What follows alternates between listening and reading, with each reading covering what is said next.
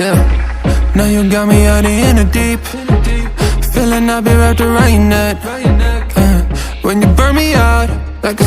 Hello દોસ્તો, મારી રસોઈ ચેનલમાં તમારું સ્વાગત છે. આજે આપણે ચોમાસામાં મળતા મકાઈ ડોડો આવે છે જે સ્વીટ કોર્ન, તેનો આપણે કેવડો બનાવીશું. તો ચાલો એને બનાવવા માટે પહેલાં મકાઈ લઈ લઈશું અને એને આપણે છીણી લઈશું.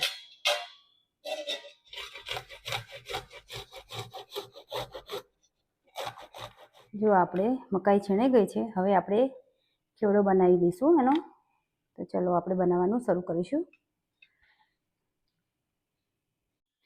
આપણે કઢાઈમાં તેલ લઈ લઈશું અને તેલ ગરમ થાય એટલે આપણે એમાં રાઈ નાખી દઈશું. રાઈ તતડે એટલે આપણે એમાં લીમડાના પાન નાખીશું. પછી એમાં હિંગ નાખી દઈશું આપણે અને આદુ મરચાંની પેસ્ટ નાખી દઈશું અને બધું સાંતળી લઈશું.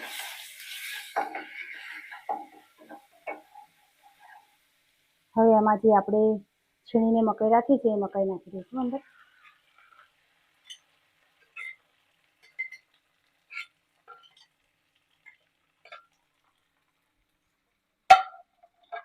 અને 2-4 મિનિટ આપણે એને સાંતળીશું.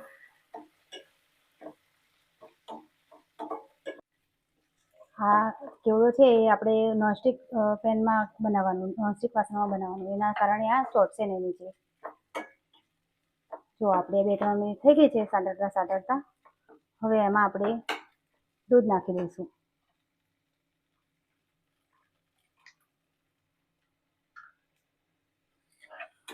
અને ધીમા તાપે આપણે એને ચડવી દઈશું. આને સતત આપણે 4-5 મિનિટ સુધી હલાવતા રહેવાનું છે, તેથી આ બધું જ દૂધ અંદર સોક થઈ જાય અને સરસ મકાઈ ચડી જાય. અને થોડી વાર આપણે ઢાંકીને મૂકીશું.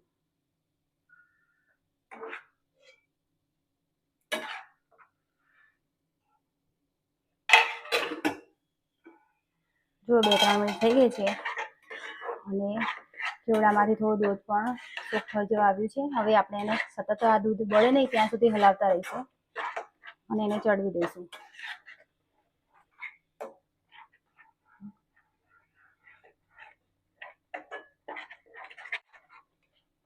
જો એમાં આપણે લવિંગ અને તજનો પાવડર નાખી દઈશું અને થોડો હળદરનો પાવડર નાખી દઈશું અને થોડું સ્વાદ અનુસાર આપણે મીઠું નાખી દઈશું અને 1 ચમચી જેટલી આપણે ખાંડ નાખી દઈશું અને બધું બરાબર હલાવી લઈશું.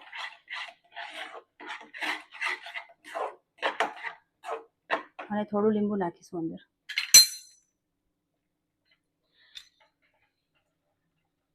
લીંબુ નાખવાથી ખાટો પીઠો સરસ ટેસ્ટ આવશે એનો તેનો.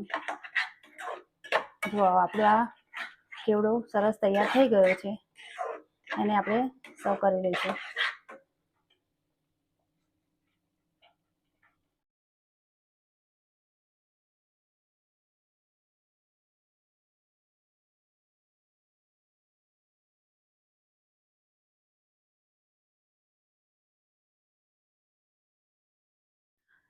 જુઓ તૈયાર છે આપણો મકાઈનો કેવડો.